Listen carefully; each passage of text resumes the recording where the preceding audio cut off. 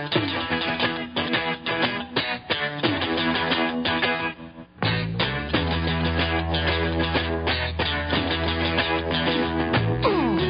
listening to Randy Rhodes on Premier Radio Networks.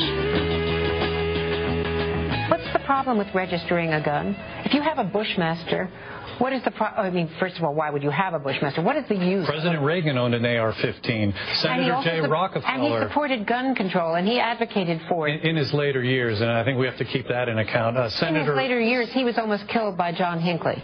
All through his presidency, he opposed gun control. That's my point. Okay, that's Larry Pratt from the Gun Owners of America, and he's lying, too. Reagan did not support gun control. Reagan didn't really have an AR-15. A gun organization, I think it might have been Larry Pratt's gun organization, Gun Owners of America, or one like it, gave Reagan an AR-15. They gave him a present. They gave him an AR-15. I believe what Reagan had was a Colt 45. I think that's what he liked to have on the ranch. But in 1986, Ronald Reagan signed the Firearm Owners Protection Act, which banned ownership. This is why you can't own. And people call me, well, you can't own a fully automatic. Yeah, tell me which president made that possible? Ronald Reagan. Ronald Reagan banned fully automatic weapons, and Ronald Reagan in 1991 wrote an op-ed in the New York Times called Why I'm for the Brady Bill. He wanted 7-day waiting periods before a purchaser could take possession of a handgun.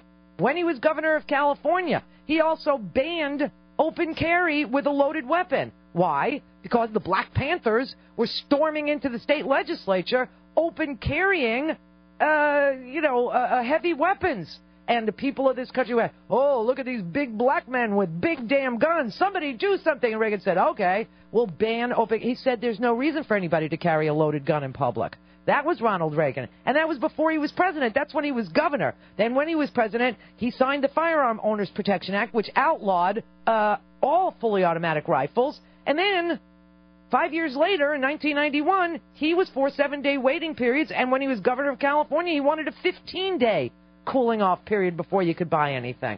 Don't tell me. They just sit there and lie. It's kind of like listening to Lance Armstrong, or this Mateo, whatever his name, Monty Leo. I don't know. What's the problem with registering a gun? If you have a Bushmaster, what is the I mean, first of all, why would you have a Bushmaster? What is the use? President Reagan owned an AR-15. Senator J. Rockefeller. And he supported gun control, and he advocated for it. In his later years, and I think we have to keep that in account. In his later years, he was almost killed by John Hinckley. All through his presidency, he opposed gun control. That's my point. That's not true. It's just not real. It's not a fact. It's not anything that supports what Reagan's legislation was.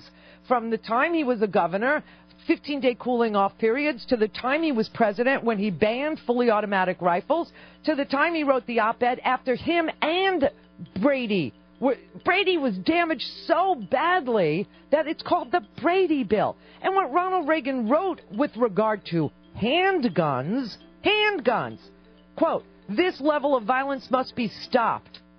If the passage of the Brady Bill were to result in a reduction of only 10 or 15% of those numbers, it would be well worth making it the law of the land. That was handguns.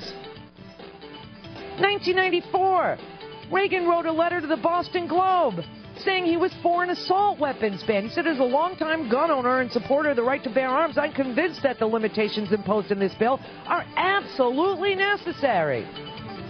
God, they just make crap up when it's inconvenient. I wasn't talking about his children. Really? This is the Randy Rhodes Show on the Premier Radio Networks.